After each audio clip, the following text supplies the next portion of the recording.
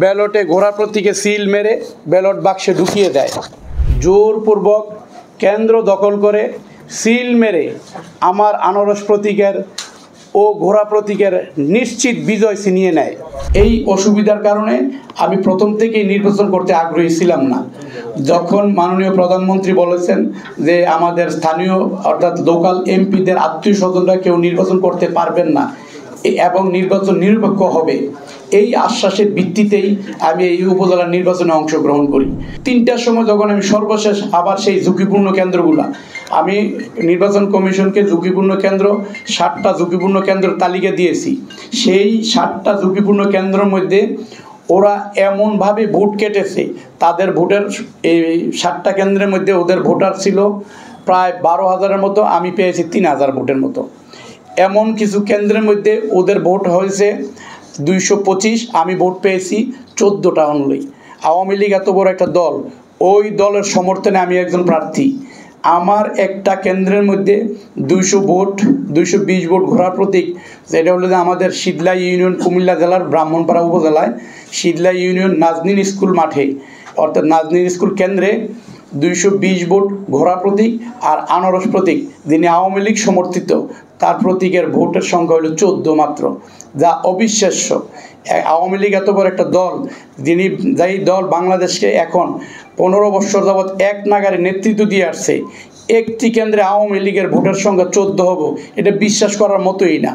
এরকম অনেকগুলো কেন্দ্রে 72টি কেন্দ্রের মধ্যে কমপক্ষে 50টি কেন্দ্রের মধ্যে ওরা 200 বা 250 ভোট করে প্রিজাইডিং এবং পুলিং অফিসারদের মাধ্যমে ওই 200-250 ভোট প্রতিটি কেন্দ্রে ভোট বাক্সে ঢুকিয়ে দিয়েছে নিজেরাই সিল মেরে, এবং তাদের এই সিল অথবা হাতের টিপসই দেওয়া সহযোগিতা করেছে ভাড়া করে আনা সন্ত্রাসীরা কুমিল্লা থেকে যারা এসেছে, এবং স্থানীয় প্রশাসনের নিজস্ব লোকগুলা, নির্বাচনী এজেন্ট যারা ছিল, প্রার্থীদের এজেন্ট যারা ছিল, তারা মিলেই সিল এবং হাতের টিপসই দিয়ে ভোট বাক্সে ঢুকিয়ে দিয়েছে। যেই কারণেই আমি ব্রাহ্মণপাড়া উপজেলায় নিশ্চিত বিজয় হওয়ার অবস্থান থেকে 10,000 বা 11,000 ভোটে ঘোড়া প্রতীকের কাছে, আবু তৈয়ব ওপির কাছে, এমপির ভাতিজা আবু তৈয়ব ওপির কাছে আমি হেরেছি। এই অবস্থা এবং এই সিচুয়েশনটাকে জেনে আমরা চেষ্টা করেছি একটা সুষ্ঠু নির্বাচনকে তুলে ধরতে বা একটা সুষ্ঠু নির্বাচনের যাত্রায় যেতে। এখন আমি যদি বলে থাকি যে এখানে প্রিজাইডিং যারা ছিল, প্রিজাইডিং অফিসার, এখানে অ্যাকচুয়ালি ব্যাপারটা হয়েছে কি, একটা খুব বাচ্চাদের মতো একটা খেলা হয়েছে।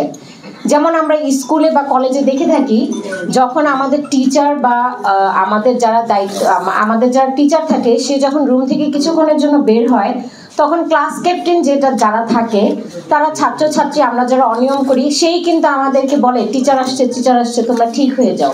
ঠিক এরকমই একটা খেলা হয়েছিল এবার জাতীয় নির্বাচন এবং উপজেলা নির্বাচনে।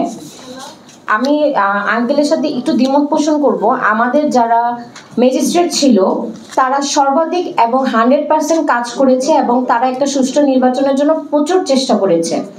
আমাদের যারা প্রিজাইডিং অফিসার ছিল এবং কেন্দ্রে যেই প্রশাসনগুলো ছিল, আমি কিন্তু সবাইকে দোষারোপ করছি না, আমি করছি কেন্দ্রে যারা দায়িত্বে ছিল তারা শুধুমাত্র ম্যাজিস্ট্রেট সরে যাওয়ার সাথে সাথেই বহিরাগত যারা, তারা জাল ভোট দিয়েছে বা প্রক্সি ভোট দিয়েছে, এবং ভোট কাটার যে ব্যাপারটা সেটা করেছে সেখানকার প্রিজাইডিং এবং তাদের এজেন্ট এবং বহিরাগত কিছু লোক। এই নির্বাচনটাকে বাতিলের জন্য আমি মাননীয় প্রধানমন্ত্রী থেকে শুরু করে সবার উপর একটু দৃষ্টি আকর্ষণ করছি। শুধুমাত্র নির্বাচন বাতিলের মাধ্যমে না, পরবর্তী একটা সুষ্ঠু নির্বাচনের মাধ্যমে জাতি এবং আমরা যাতে আস্থা ফিরিয়ে আনতে পারি সাধারণ জনগণের উপর, আমি চাবো সেই চেষ্টাটা আপনাদেরও থাকুক, আমাদেরও থাকুক। জয়ী পরাজয় যেই হোক, নির্বাচনটা যাতে সুষ্ঠু হয়, আমরা সেটাই চাচ্ছি।